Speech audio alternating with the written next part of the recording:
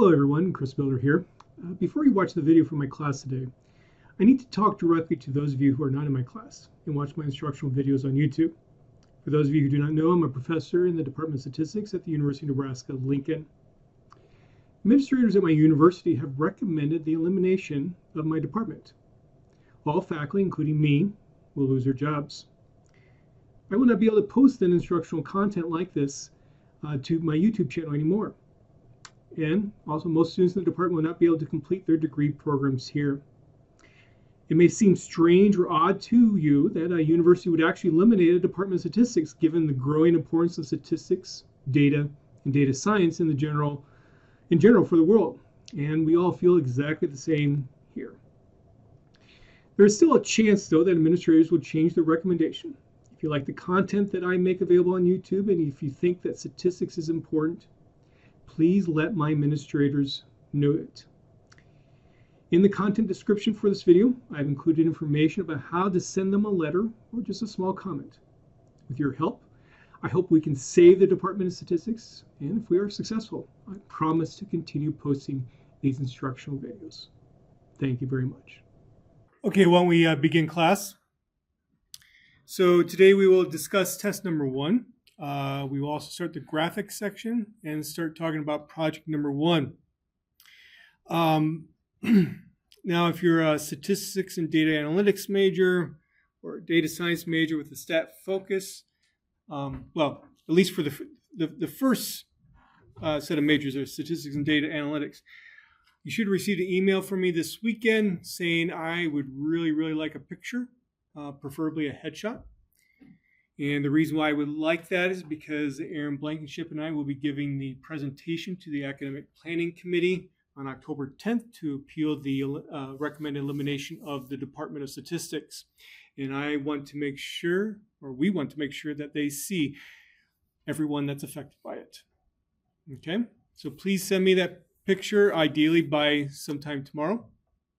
If you're a data science with a statistics focus major, I did not email you because I don't have your email address. I've requested it, and I'm still waiting for it from various parts on campus.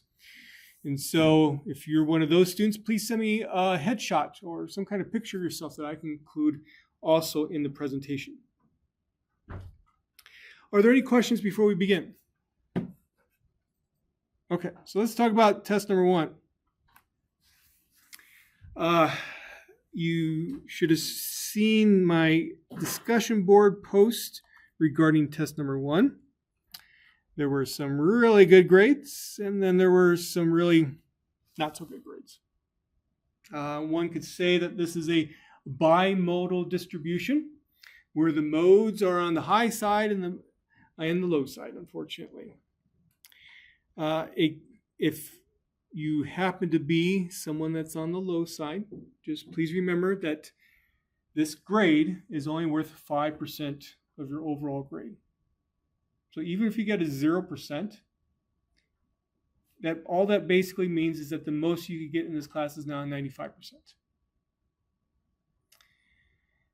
Now, I purposely gave, and I mentioned this at the first day of class, I purposely gave a test like this at the beginning of the semester, what was essentially a low-stakes test, so that if by chance you did not do well, it's not going to hurt you that much, and you have enough time to make changes to how you approach the class. And so for some of you, you are in that situation now, unfortunately. I hope that all of you have taken a thorough look through the answer key that I posted. The stuff on there was corresponding to stuff that we talked about in class. And so if you were having troubles with it, again, I think it's more so maybe your approach to the class.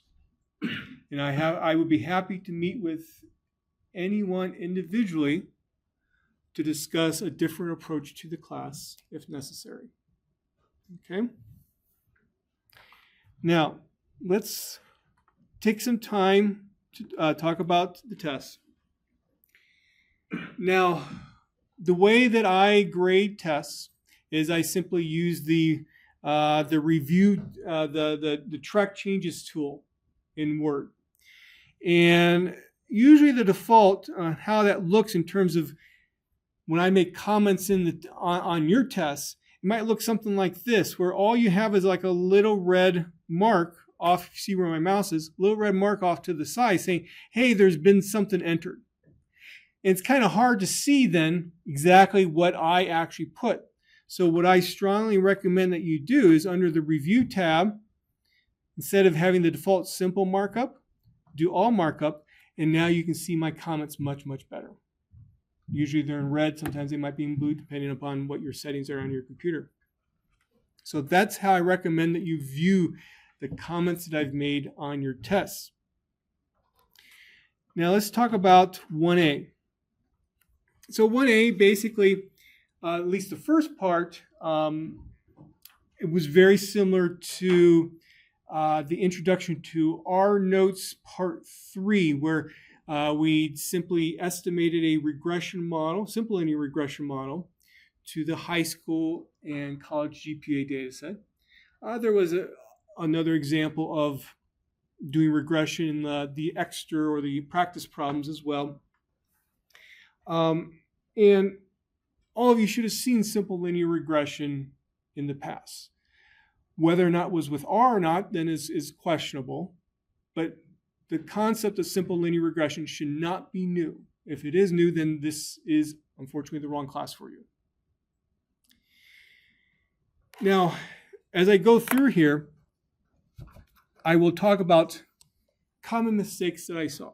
It's not necessary to be critical. Well, I shouldn't say it is not to be critical. The purpose here is to learn from this so that the same mistakes aren't made in the future. Now, I'm going to start off with one very small thing that I saw that basically only resulted in minus 0.5. And that is that right there. Forgetting to put the hat on top of the Y. Okay? There is a difference between Y, the response variable, dependent variable, and Y hat, the predicted value of the Y, the estimated value of Y. And the regression model needs to have stated a Y hat, not a Y. Big difference between the two. Now, sometimes also what I saw was students would get this output correctly, and then they just stop there. The output alone doesn't state the estimated regression model. You know, imagine, let's say that you're on a job someplace and your supervisor says, okay, I need a regression model to understand the relationship between these two variables. Give me the regression model. You would not give your supervisor just the output. You would actually state the estimated regression model and state the estimated regression model. So you have to actually write out the model then to get full credit for this.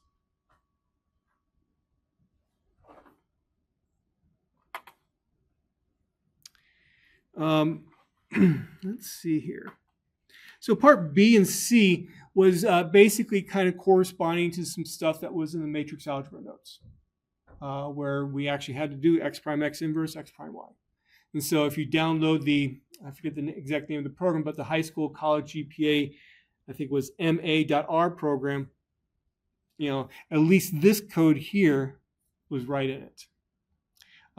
This particular code, you know, we talked about getting a trace in another program.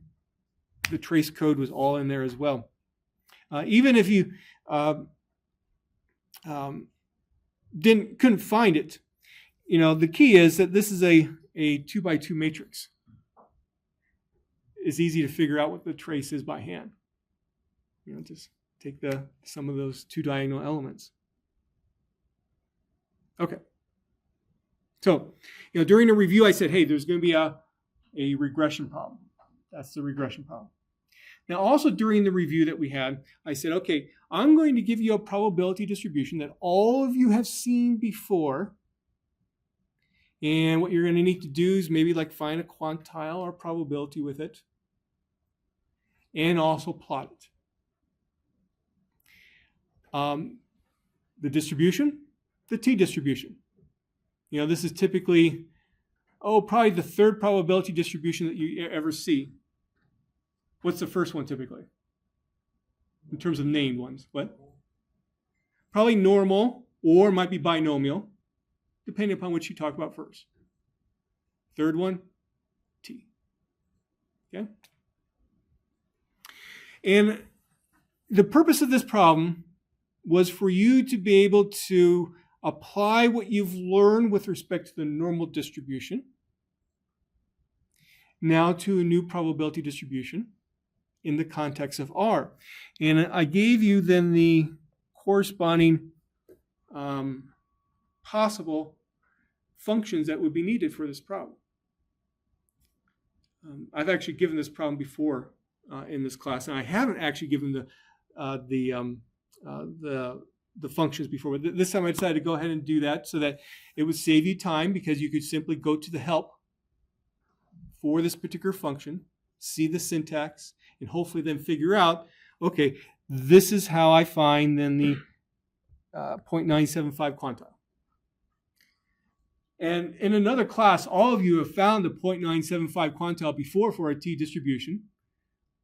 You may or may not have used 30 degrees of freedom, but what's the nice relationship between the t-distribution and the normal in the standard normal distribution? What's the nice relationship? What happens as the degrees of freedom goes up? Converges to a normal. And often, as a kind of almost like a rule of thumb, people say, hey, if your degrees of freedom is 30 or more, just use that standard normal. And so all of you would know, hopefully know that, well, what's the 0.975 quantile from a standard normal? Well, 1.96. So hopefully then your answer should be something close to 1.96. If it isn't, that should be a signal, hey, something's wrong. And unfortunately, what I found was a lot of students were trying to use the dt function to find the quantile from the distribution. D stands for distribution, and then T is for t-distribution. And we had looked at the d norm function in the past that allowed us to basically find f of x, the height of the curve. dt does exactly the same, but for a t-distribution instead. So that's why using dt would be incorrect. Now, of course, I would give you partial credit because you're kind of in the ballpark there, but I can't give you full credit.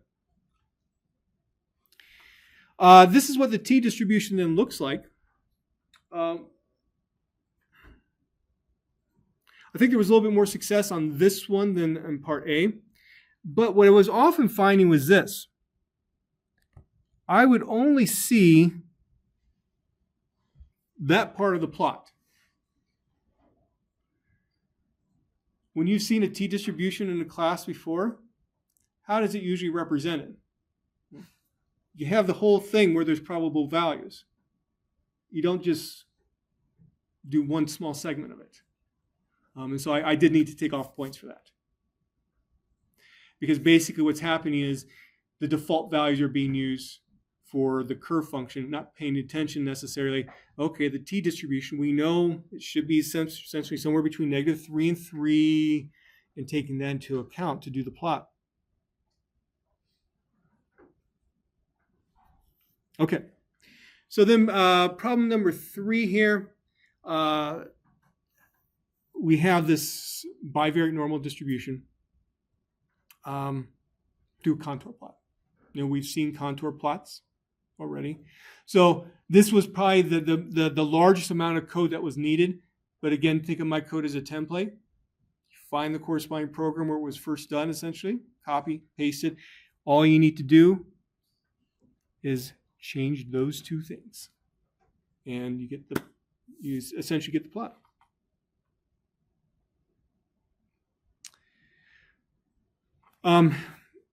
You didn't need to do this, but I added an extra contour than what was normally done, at least in terms of our examples. I was just curious about where it was. It was helpful for me to grade to help determine if maybe somebody entered in some stuff wrong. And so that's why I ended up doing that.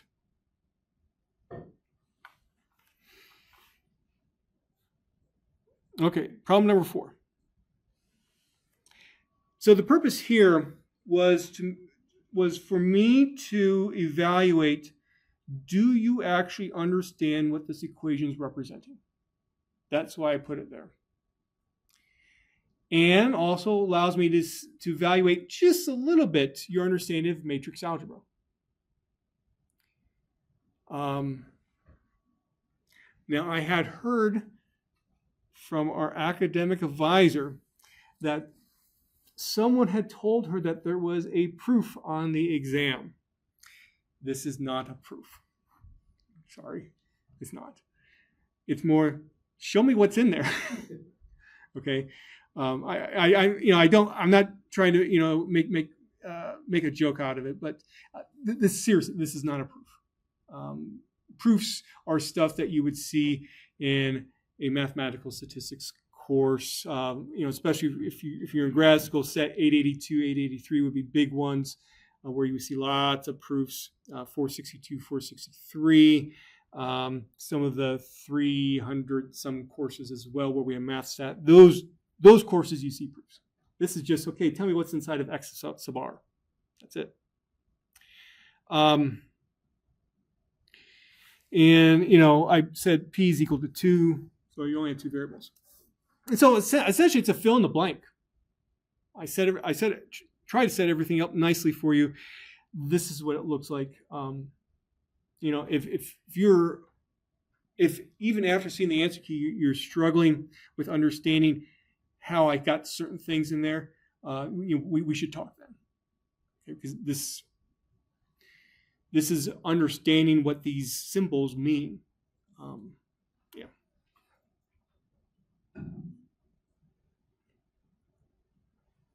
Number 6, I didn't take off, as someone said, perpendicular. Perpendicular is only for 2 dimensions. So if you have 2 variables, that's where perpendicular would be. Otherwise, it's better to say orthogonal. And if you just simply said that the product of the 2 vectors was equal to, or the cross product was 0, that was fine.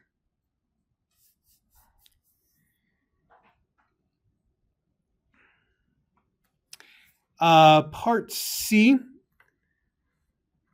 I was surprised the number of students who were basically looking at one of my programs, which was fine, and just kind of put in normal English language what each step of the program was actually doing to find a plot of a multivariate normal distribution. If you did that, I didn't take off points for it, as long as you put the steps right. But what I was hoping for was more of a non-coding way to explain what's being done. It goes back to essentially the first time that you ever plotted anything before. You could just think of it on the XY axis.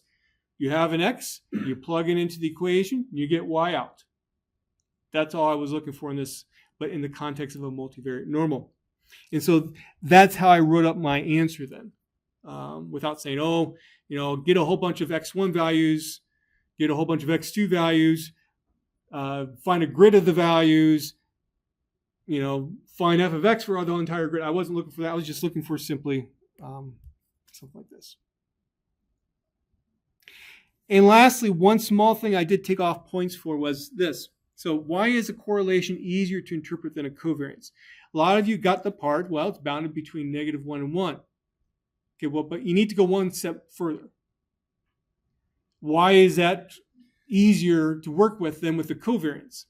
Well, the covariance is not bounded. So I needed that part to get completely full credit. I mean, you didn't miss much if you didn't put that extra part, but I needed that extra part because that tells me why the correlation is easier than the covariance. Okay. So that's all I have to say about the test. Let me just double check here. Make sure I made my comments. Yeah. So that's all I have to say about the test. If you have a particular question about why I took off, if you have a particular question about how to do a particular problem, I'd be happy to answer that question now. If, though, you have a question about why did I take 2 points off here, why did I take 5 points off there on your particular test, ask me that individually after class. I think that's the better way to handle that. Are there any questions?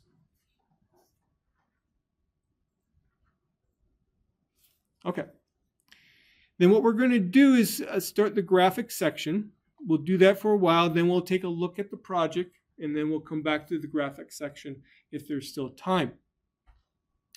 So the purpose of this section is to look at how can we get essentially as many variables as possible on a plot, because this is a class for multivariate data. We want to be able to visualize our data so we can better understand it. And so then I start off here with essentially 3 reasons why we want to plot data.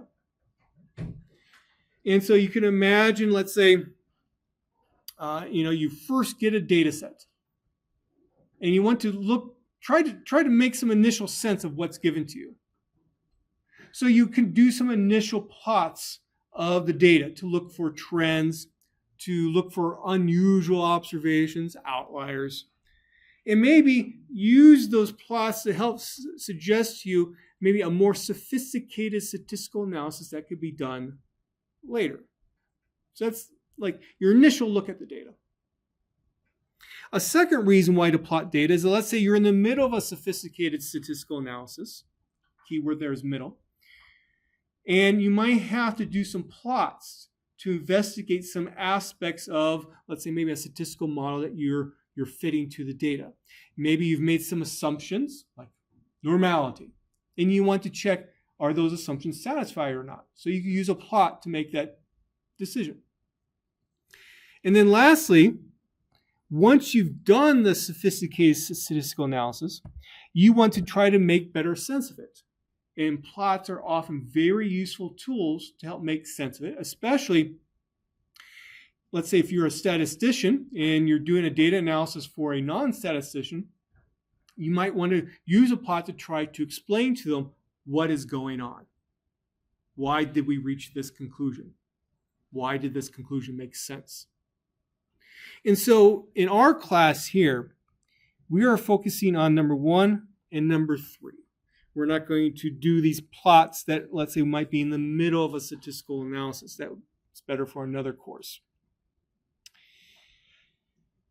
Now, there will be a lot of R code here.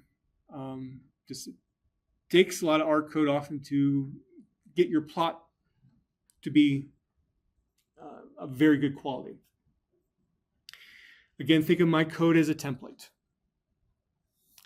I will use the serial data for most of my examples here. The reason being is because the serial data is a fairly small data set. And especially from a teaching perspective, it's often much easier to start with a smaller data set than a larger data set, so you can point out certain things about what's going on. And also, I will primarily be using stuff that's in the graphics package of R that comes in the default installation of R. When there's not a good way to handle something, when the graphics package doesn't have a good way to handle something, then that's what I go to another package. Note that I will not talk about ggplot2. Overall graphics in ggplot2, if you're familiar with ggplot2, let me first tell you about ggplot2. So ggplot2 is a popular graphics package in R. It is first came up with by a guy named Hadley Wickham, who's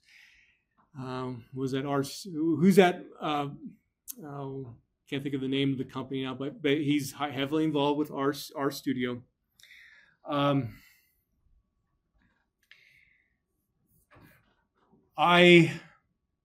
You can do a lot of interesting things with the ggplot2 package, but from my experience, what I have seen is as follows. If you want to go with the defaults for doing some plotting, this ggplot2 package will give you a plot that will look better than what you can get from a plot done in the graphics package if you go with the defaults. But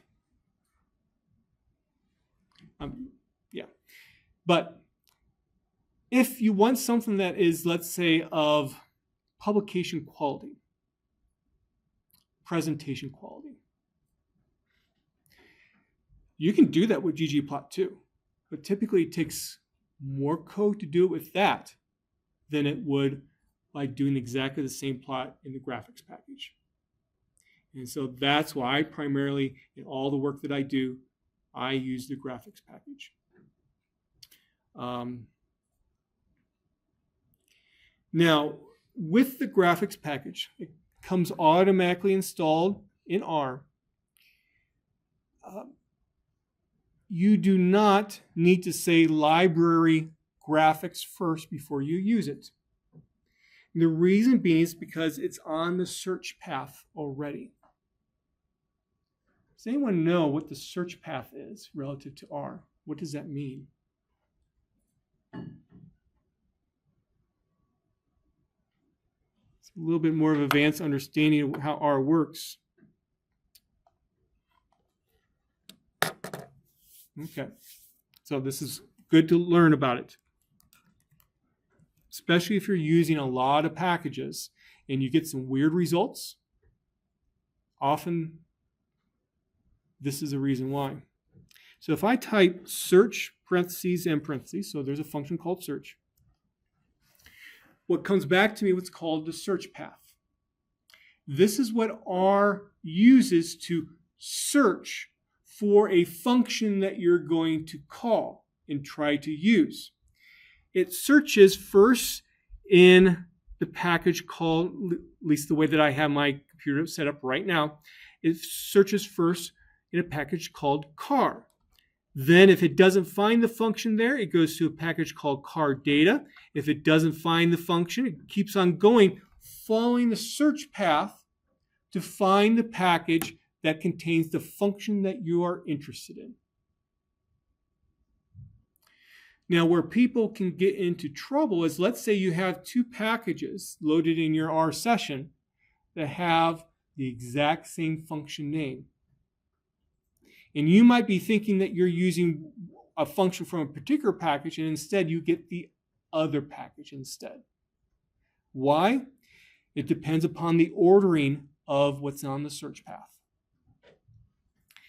Now, the whole main reason why I am talking about this is that by default, R will always have the graphics package loaded and ready to go. And so that's why you don't need to say library graphics. Just to give you an example here too. So I am an author of two different packages in R. One of them is called bin group 2. So if I say, so notice on the search path, you should not see bin group 2. Yep. Okay. So if I hit enter, okay, bin group 2 now has been loaded into R, and look where it appears on the search path. Since it was the last thing that I loaded, it's going to be the first package that R is going to call a function from.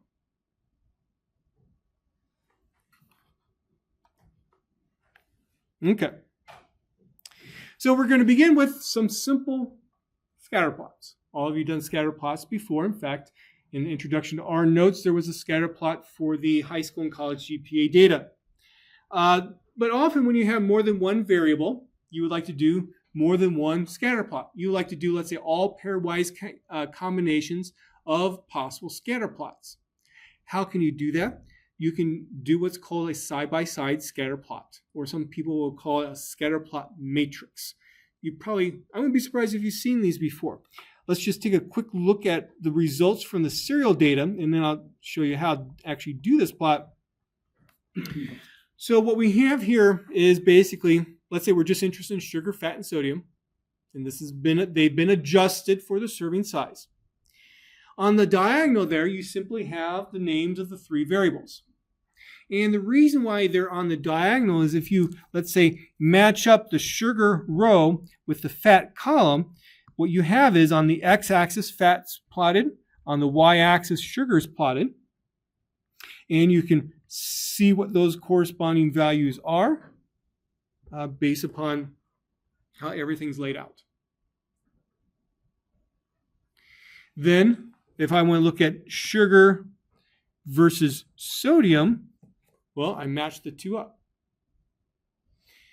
Now, essentially, a mirror image of each of those scatter plots above the diagonal are the plots that are below the diagonal. So now sugar is on the x-axis, fat is on the y-axis. Okay.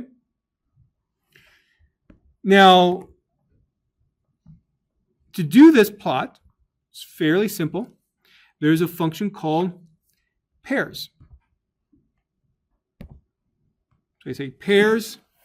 And then the first argument's a formula. You've seen formula like, for example, with the LM function, formula equal y tilde x. Here in this particular case, you don't have that anything before the tilde, and you just simply put your three variables, you separate them with a plus sign, in the same way as if you were to fit a multiple linear regression model. If you've done that and you have multiple variables, you separate them with plus signs. And then simply you put your data frame name. So, what are we doing with this kind of plot? Well, we're looking for trends, relationships between these variables. So what do you think? Do we have any relationships that are of interest?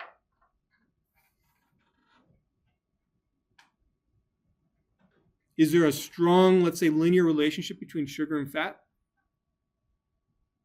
No. Okay. You can say the same thing for the other variables too, or other combinations. What you can see is, well, now we see some interesting separations. So these could be outliers, unusual values. Again, we're just getting some initial looks at our data. We're not doing anything formal. Initial looks. And if we actually then found the estimated correlation matrix, which we have done before, look at the largest correlation in absolute value is 0.24. So what we were seeing in that scatter plot makes sense. There really isn't evidence of a strong association anywhere. Okay. There are many other functions in R that you can use to do these scatter plot matrices, or side-by-side scatter plots. There's, for example, a scatter plot matrix function that's in the CAR package. CAR stands for Companion to Applied Regression. This package actually was corresponding to the Companion to Applied Regression book, which was maybe, at least what I saw, was the first book on using R for like a data analysis course. Way long time ago. It's been through a number of editions since. But the CAR package has a lot of interesting functions in it that I still use today. And you can see that the syntax with scatterplot matrix is very similar to what we just saw with the pairs function. And you can see that you get a little bit more information there. And so now on the diagonal, not only do we have the variable name, but we also have essentially a one-dimensional look at that particular variable. Okay? And, sometimes you will see in other packages, maybe something that looks like this, where you actually have a histogram on the diagonal.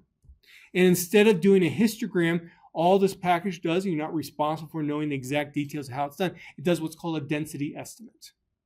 And so it just basically saw the histogram and drew a line on top of the bars to try to estimate this structure.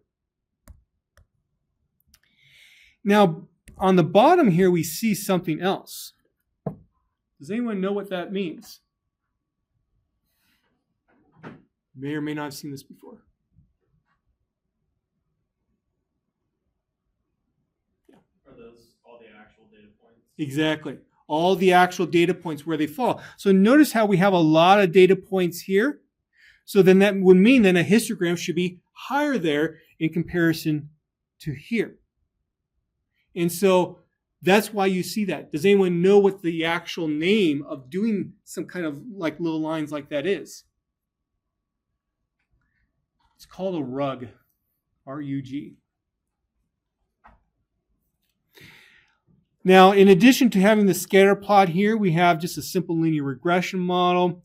plotted. We have some kind of smoother plotted just to help look at the relationship in a more general manner. Don't worry about the actual process, how one do that. I would hope that if you're a stat major, you would see something like this in a 300 level course. And then we also have, I believe those are 95% confidence interval bands as well. And notice what we see here, we don't see much of a relationship, although this is, you might be wondering, well, that's kind of interesting. This is actually looking at like some kind of quadratic relationship there that we didn't really see before by just looking at, let's say, a Pearson correlation coefficient, which just gives you information about a linear. You got to be very careful, though, interpreting it. You know, why does it look quadratic? These 2 points here are really pulling down the line. And without going into too much detail, whenever you have a smoother, you have to be very careful about the edges. Often the edges are very sensitive to like outliers and will distort what the actual relationship is. Will I ever ask you a question about that on the test? No. But this is something that's good to know. I would hope in another course it would actually introduce you to the details behind that. Okay. So let's now take a look at the project. Oh, for some reason, I do not have it open. I don't know why. Perhaps I just went overboard. Well, let's just actually download it.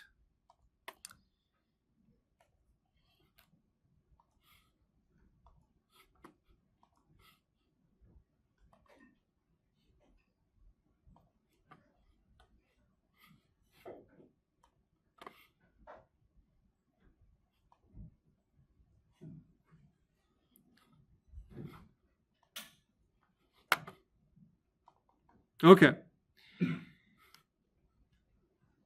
Let me actually go back to this real briefly. So this is due Thursday, October 9th at 5 p.m. And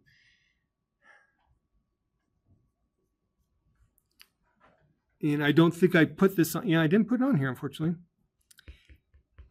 Email it to me. Please take that into account. Email it to me. What I will do is that after I receive your email, I would simply reply with a thank you. And that's your way of knowing that indeed I did receive it. Don't necessarily be expecting it like within 5 minutes after you email to me. You don't be expecting a reply in 5 minutes, okay? If you don't hear back from me within a day, then you should contact me and see what's going on.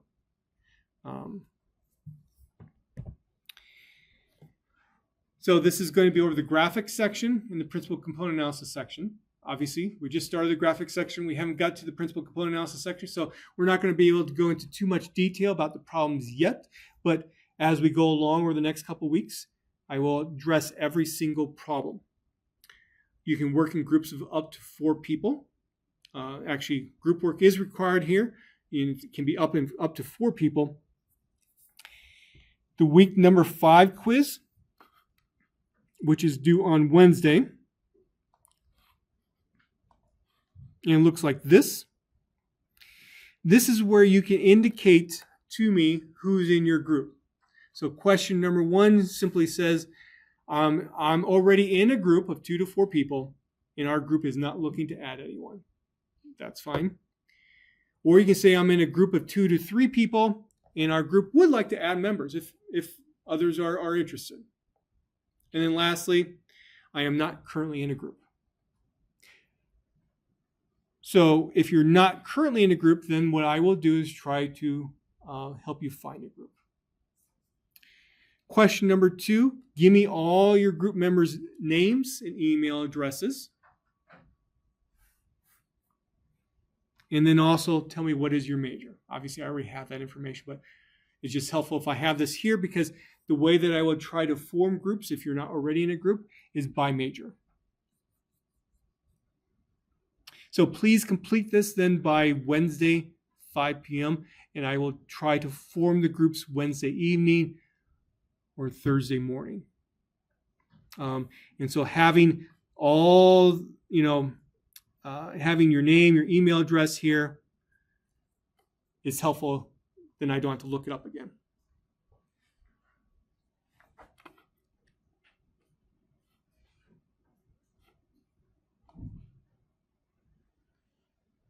And do note that all group members need to complete this quiz. As long as you complete it, you get 5 points. If you don't complete it, you get 0 points essentially. Let's go ahead now and take a look at the project. So what I have been planning to do this semester was we were going to have 3 projects, and for each of them you could pick out your own data set. And the reason why I like to do that is because it gives you some ownership. And students I've noticed, tend to really get a lot more interested in what they're doing here if they own the data set. Given the size of our class, which is close to 30 people, that would mean that I would actually have to understand, I wouldn't be surprised, 15 different data sets about what's going on in those data sets, which I knew was going to be a large task, but I was going to do it. Well, then our department was recommended for elimination.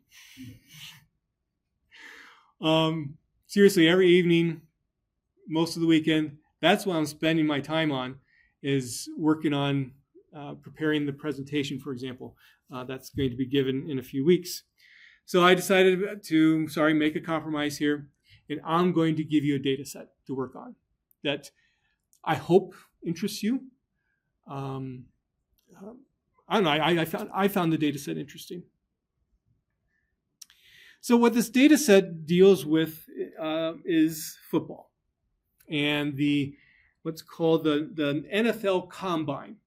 So every, I think it's April or May, the NFL holds, let's say, you could say almost like a practice session where people, college football players who want to be drafted to go into the NFL, they can showcase their skills. And what this means is maybe they'll run a 40-yard dash, or they'll bench press, I think it's 225 pounds. How many times can you get it up? And based upon then that information, the NFL teams who are trying to draft players will say, oh yeah, that guy is really strong. That guy is really fast. I'm going to draft that person to be on my team.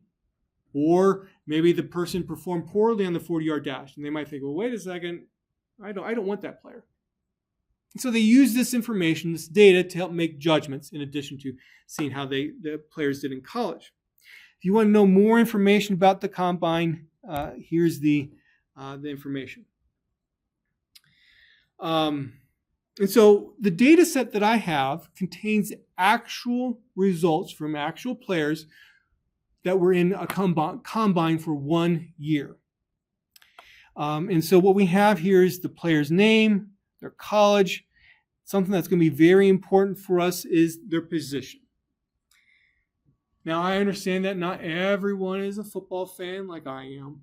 And so don't worry about if you don't necessarily know football. You can still do very, very well here. This particular project, you can get 100% of this project without actually knowing anything about football. The basic thing that you need to understand is that players play different positions. You don't need to know what those positions are. I mean, in terms of what is an offensive lineman versus a running back, but just know that there's different positions. You can think of these as categories. Why this is important is because as we go along in the semester, we want to develop tools to help us predict how people fall into particular categories. To use a statistical model, for example, for that purpose, or some other statistical method to predict what category the people fall in, or items fall in. In this case, it's going to be these football players. And what information then do we use then to try to predict that? Well, we collect information on various things. In this particular case, the information that we're collecting is this here. Now, if you are a football fan, tell me, what kind of players would you expect to be really fast? Wide receivers. The players that try to play defense against them, the defensive backs. So you would expect them to have, let's say, a very good 40-yard dash. What kinds of players are typically the slowest in terms of position? Offensive linemen. Okay. Now, I give you that little extra information there to help those, especially who are not football fans, see if you can see if that actually happens when we do some plots. And so you might be thinking, okay, well, let's say you didn't know what position this player is, or maybe you're a football team, you're trying to figure out, this player is, let's say, just thought of as an athlete. Where should we put them on the field? What position should we play them? And you can use information like this to predict what we should do. So the information that we have is their height, their arm length, weight, 40-yard dash time, how many times can they do 225 pounds bench press, vertical jump, broad jump, the 3-cone drill time, and the 20-yard shuttle run.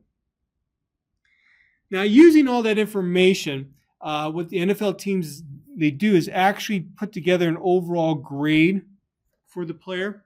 We will often not use that here. Rather, we will just end up focusing on this for parts of the project. Sometimes we will use overall grade.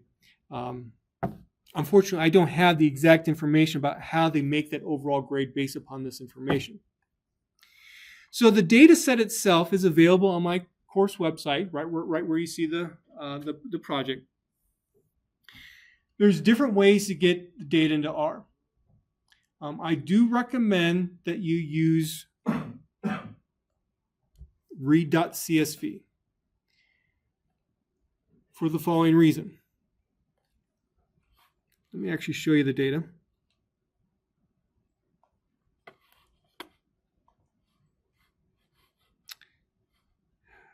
Here we go.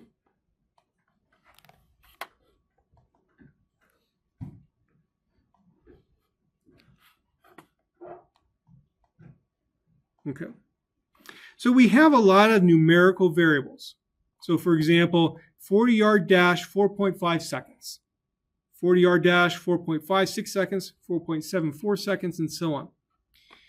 But we have some categorical or qualitative variables. Okay?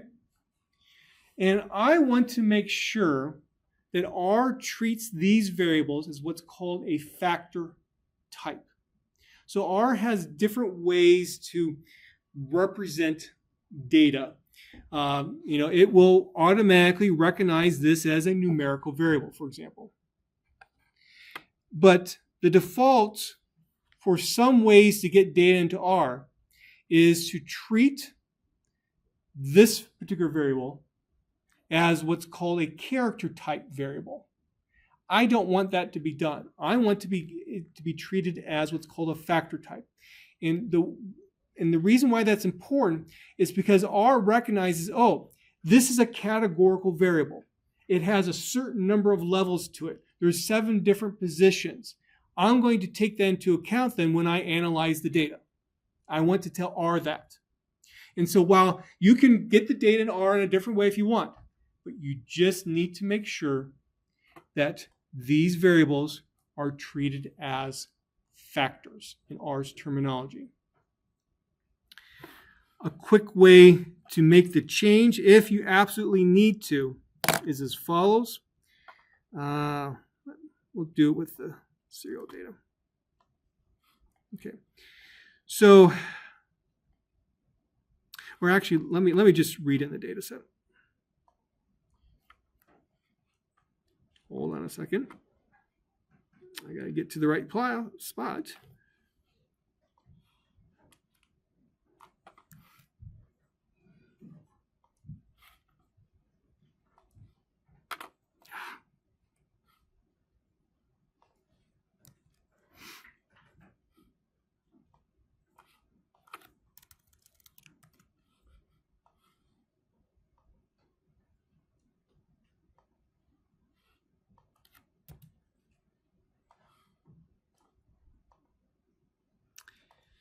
Okay, I don't have the right spot.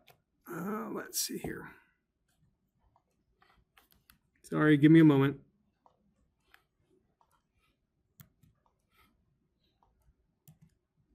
Nope, that's not what I want.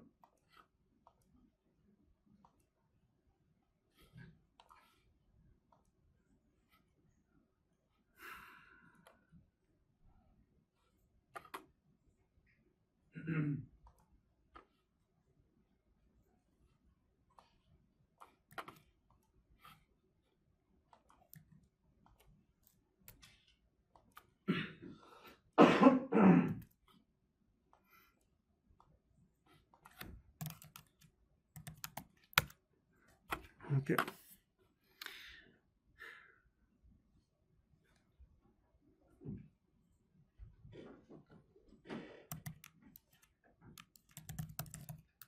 Okay, so I've read in the data into R, and notice when I just pull out the position variable, it tells me at the very bottom the levels. It knows that there are actually 7 different categories available to me.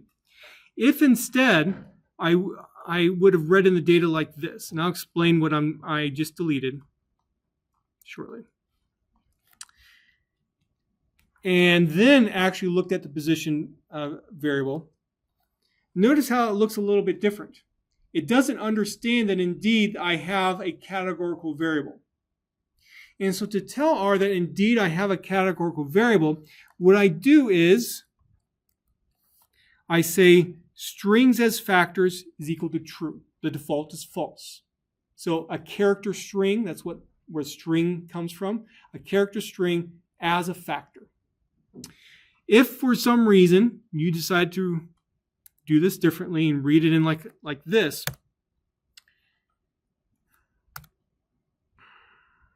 let's see. I could create a new variable in my data frame called position2 and use the function as.factor.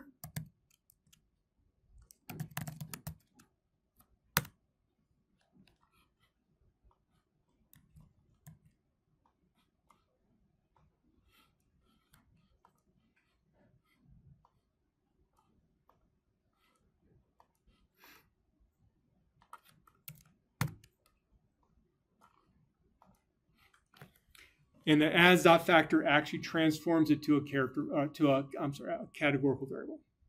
So that will be another way to do it. But I do, use read.csv. It's an easy function to use.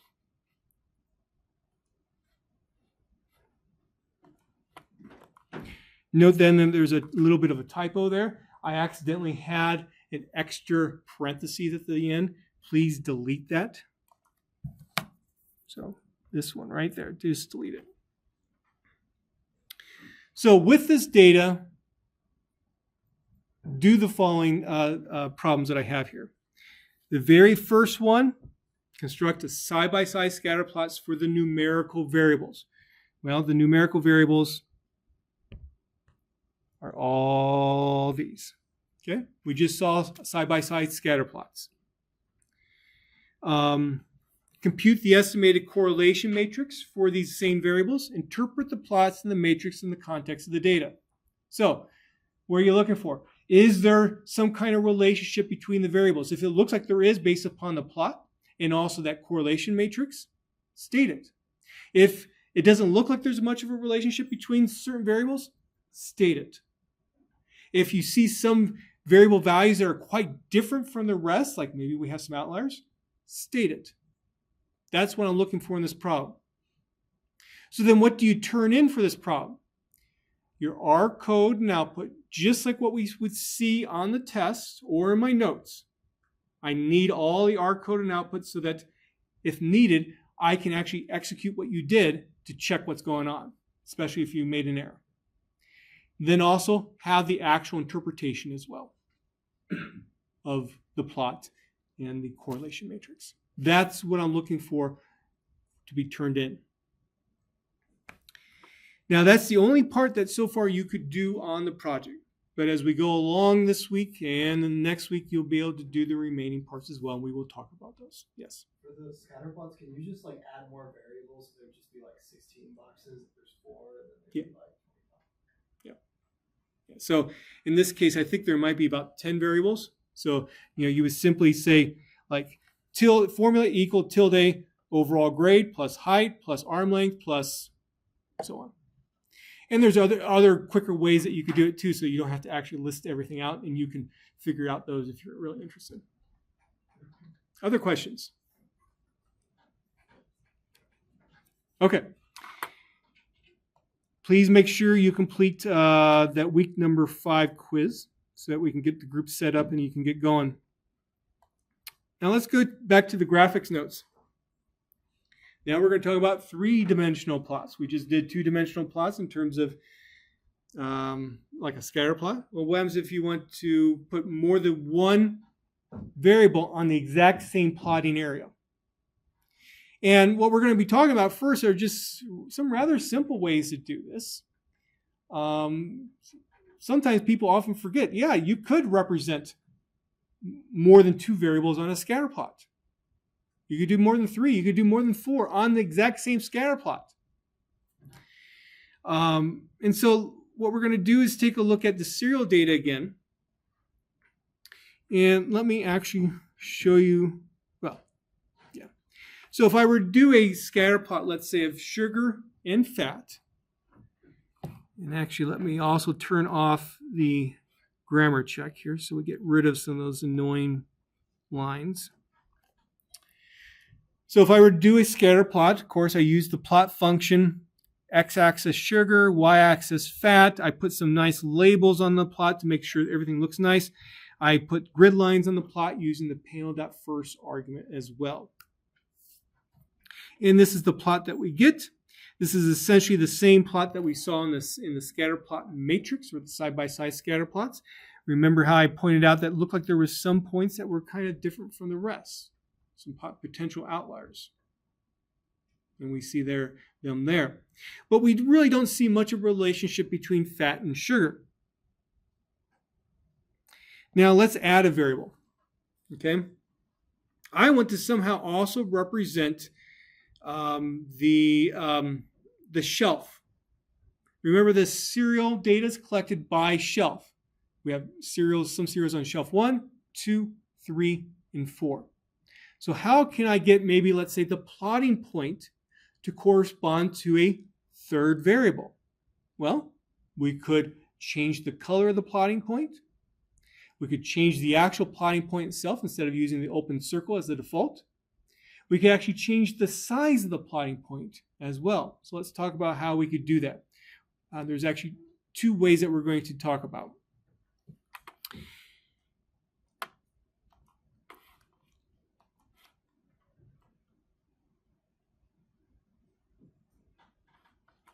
Okay. So the first thing I'm going to do is, again, I have 4 different shelves. And let's actually take a look at the whole data set.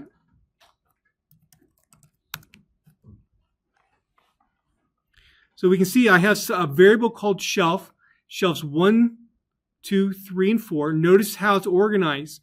The first 10 are shelf 1, the next 10 are shelf 2, and so on. So I can take advantage of the way that it's organized, and I see that, by simply, let's say, creating a variable called shelf.color, which has, let's say, 10 blacks, followed by 10 reds, followed by 10 dark greens, followed by 10 blues.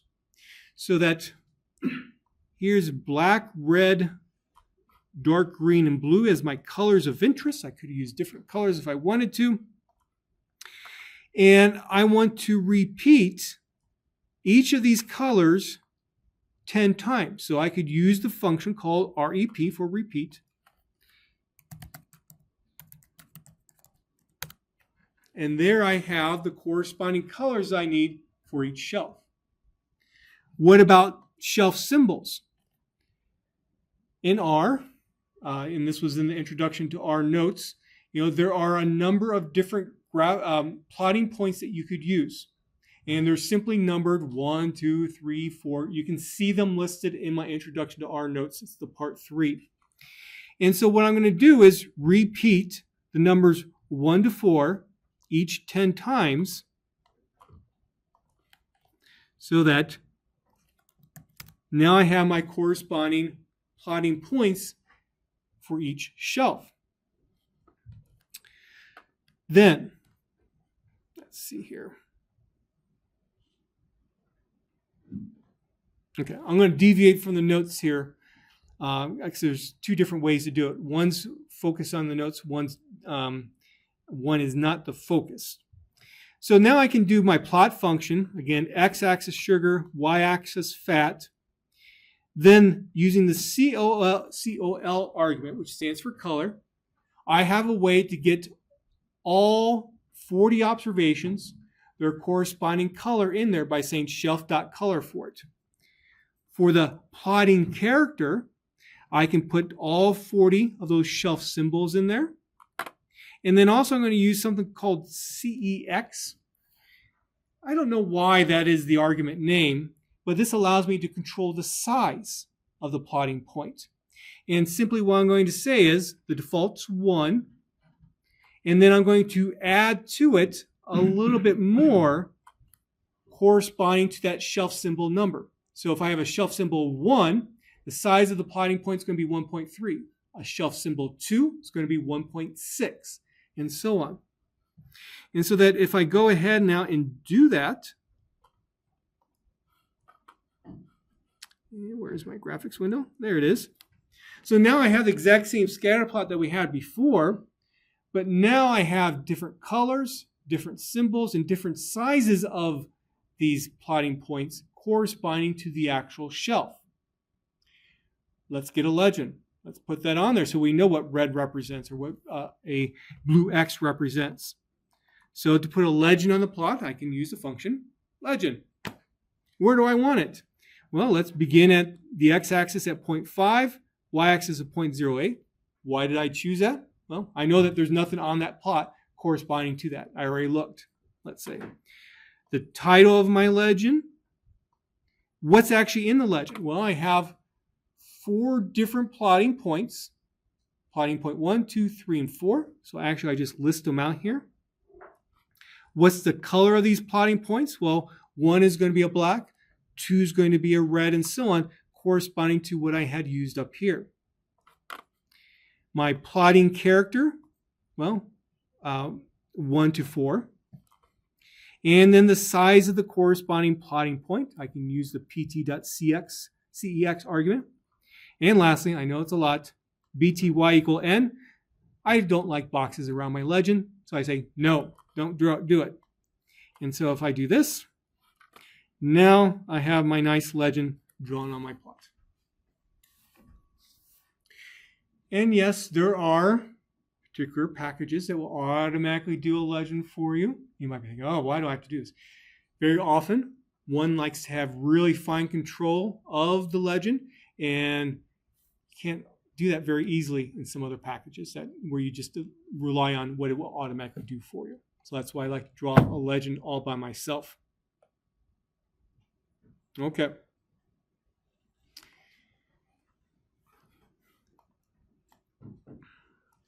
Here's something that's also interesting to look at here. I think it's this. So I actually have a way that I can actually interact with my plot by actually clicking on a certain place in the plot where I want the legend dropped. And the way I can do that is I can use a function called locator. And if I say locator 1, meaning I want to do it one time, so instead of putting the x and y coordinates, I say locator 1.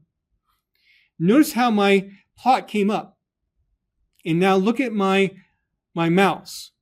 It's a plus symbol. It says, and the reason why it's a plus symbol, it says, Chris, you want to add this to the plot. Just click on the plot someplace and I'll put the legend.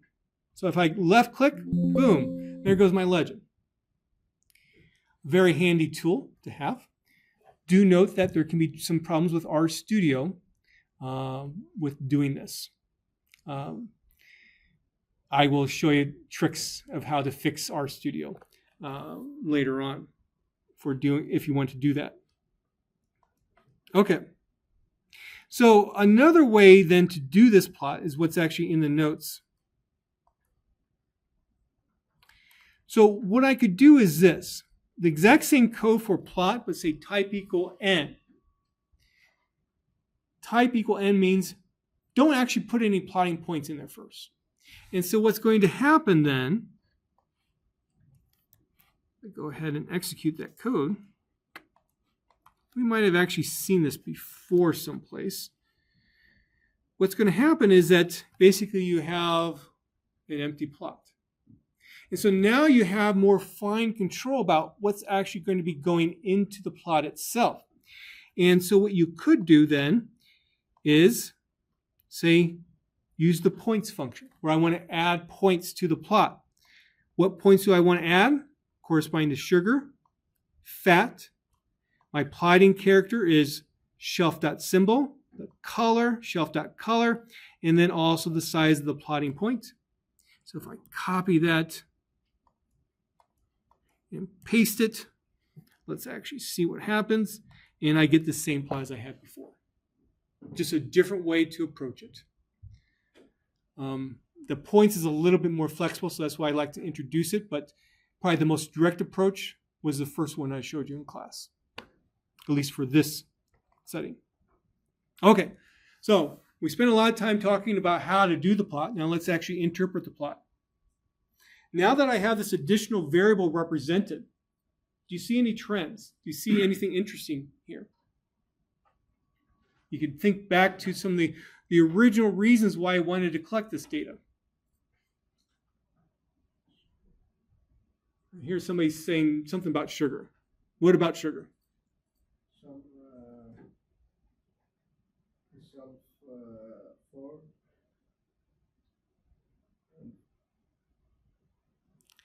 Well, what do you think about shelf 4 there? Except for sugar and fat, they have little bit. Maybe shelf 4 doesn't have as some of the higher sugar content ones? Is that what you're saying? Because you don't see the blue X? Yeah. Perhaps. I was looking for something that was, at least one thing really sticks out to me from looking at this. And it has to deal with sugar. And what was my original, let's say, research hypothesis? That these grocery stores put the high sugar content cereals on the lower shelves. Take a look at the red triangles. That's shelf 2. It's the higher sugar ones. So we couldn't see that with the original plot when we didn't use this third variable for obvious reasons. But now we do see that. So now we're starting to see some trends here as well. Remember how we had some of these things up there that we were seeing before? Well, notice, at least 3 of them are shelf 1 and 2. We do have a shelf 3 as well.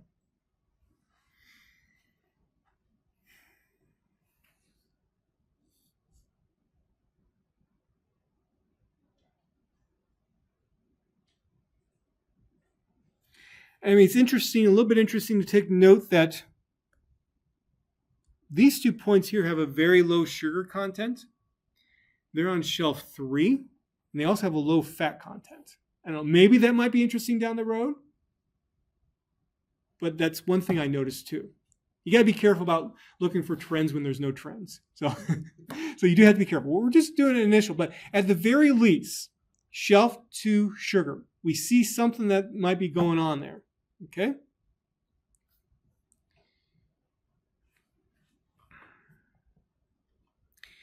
Now, my code that I used took advantage of the fact that the data was already sorted by shelf. Let's say it wasn't. And so what I'm going to do first here with some code, and you're not responsible for this initial code here, I'm going to unsort my data. If you're really interested, you can take a look at how I did it. But what I want to focus on then is the data that's unsorted already. So this unsorted data is in a data frame called serial 2. And we can see indeed the first observation is shelf 2, the second observation is shelf 4, and so on. How would I sort it? There's a number of R functions that can do it. You can go into those tidyverse functions and the functions from the tidyverse, you could find it. Here's just a simple way to do it in just regular old base R. Okay, so there's a function called order in R. And, I want to order stuff by shelf, right? So how about if I use order, I pull out shelf from serial 2, and it tells me this. These are observation numbers. Observation 3, if I were to order everything, observation 3 should go first. Look at the shelf for observation 3. It's shelf 1. Next, what should come is observation 4. Notice observation 4 is also shelf 1. And so what this has given me then is the ordering of the by observation number. If I were to go shelf 1, 1, 1, 1, then shelf 2, 2, 2, 2, and so on. It's giving me the order to rearrange my data. So to rearrange my data then, I use these observation numbers as the first index for my serial 2 data frame. So what's going to happen is, if I put that in there, it says put observation 3 first, then observation 4, and so on. And let's say I put that into an object called serial 3. And if I do head serial 3, and we'll actually do the first 11 observations. So there is an n argument with head. And we can see now serial 3 is the sorted data, just with that simple combination of order and understanding how to work with the data frame.